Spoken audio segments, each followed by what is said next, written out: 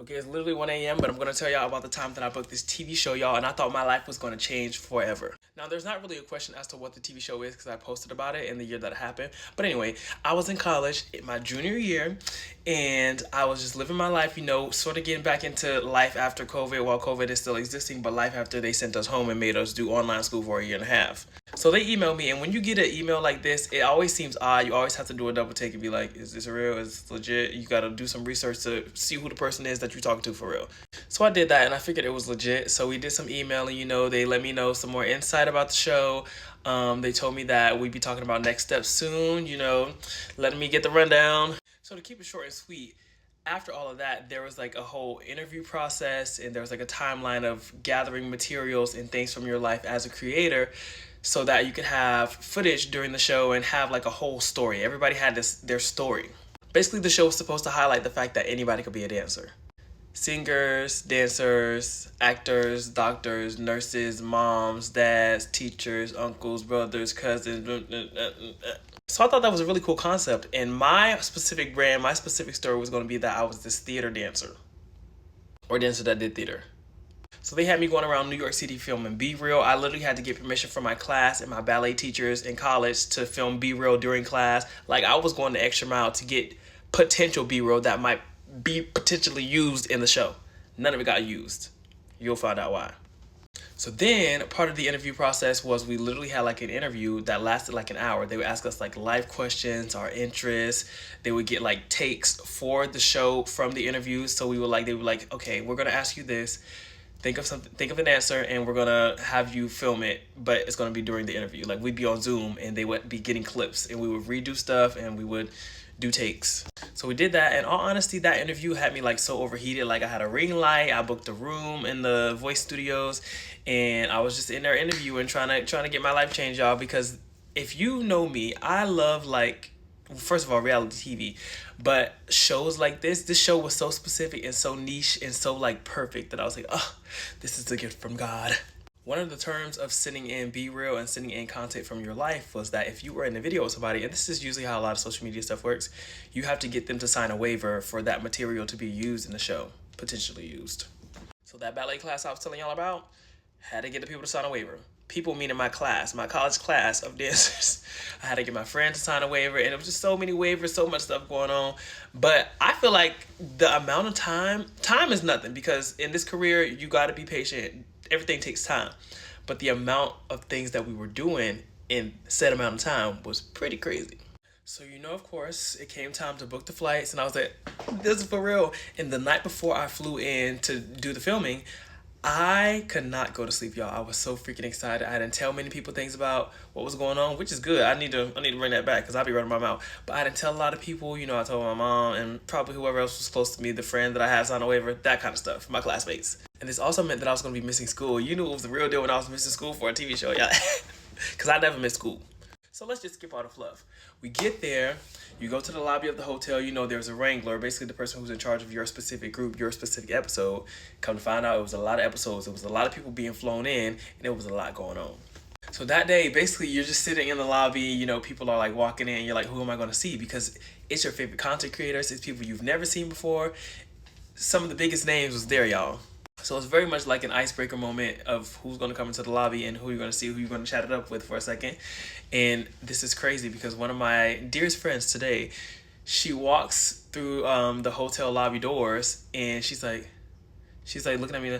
I'm like, do I know you? She's like, so I guess she knew me from my video. It was Christina Austin Lopez. And what's so crazy is that was like our first time meeting in person. I had seen her on social media because she did some of my dances, and she saw me on social media because of my dances, and we clicked just for a split second.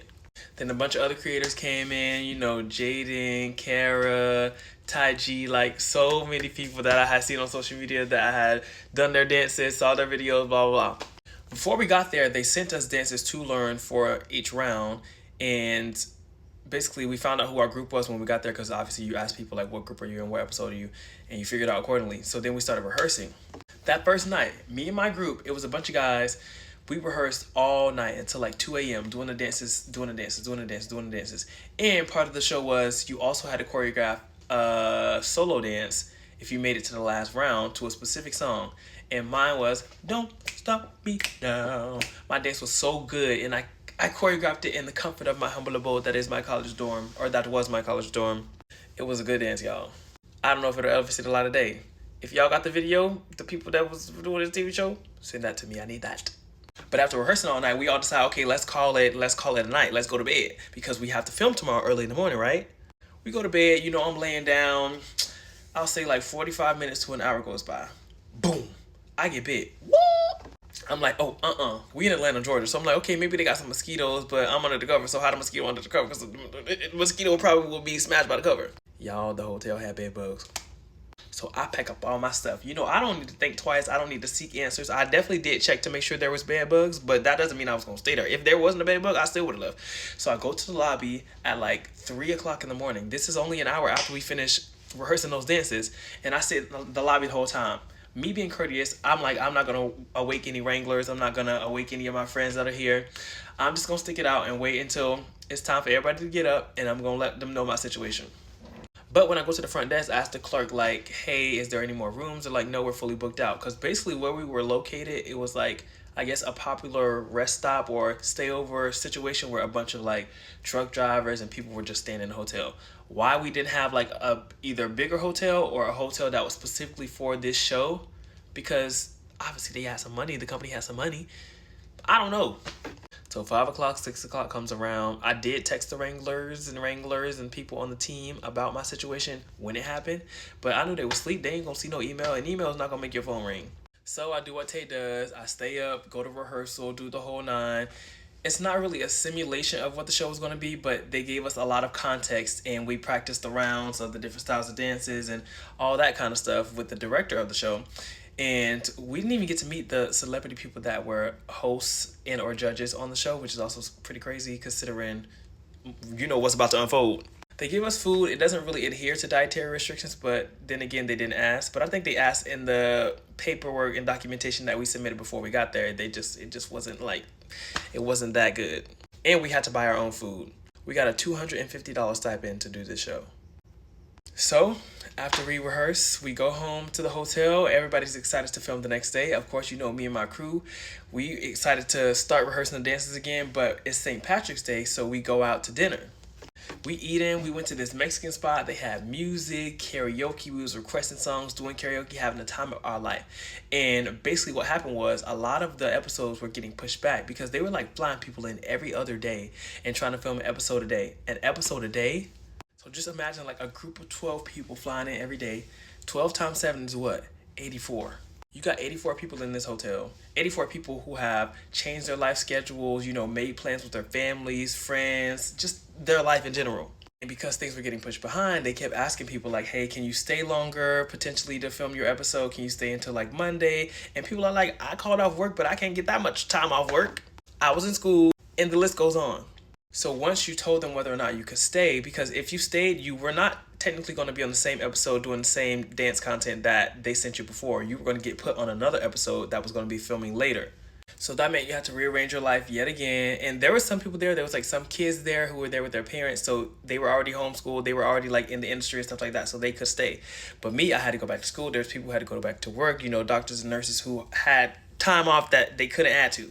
So after you told them about your availability, your additional availability, because you already made availability for this time, everybody was waiting around to see if they were going to get that call. That call of whether you were going to get sent home or not because of what they had going on. So, I'm doing karaoke with the people from my episode, and I see somebody go like this. I'm like, oh no. They started calling. Hey, unfortunately, we're going to have to send you home. Your episode is not going to be filming, blah, blah, blah, blah, blah. My heart sunk into my stomach, into my soul, into the abyss. I have some of the toughest skin for anybody that you'll ever meet. But this was really heartbreaking, y'all. And this is ironic because I just paid my student loans off recently, if you didn't know. But my goal was to use the cash money to pay off my student loans. It was like the perfect amount to pay off my student loans and then some. So when my phone started ringing and I knew it was time for me to go, I was like, no, God, no. I didn't feel so lucky on St. Patrick's Day.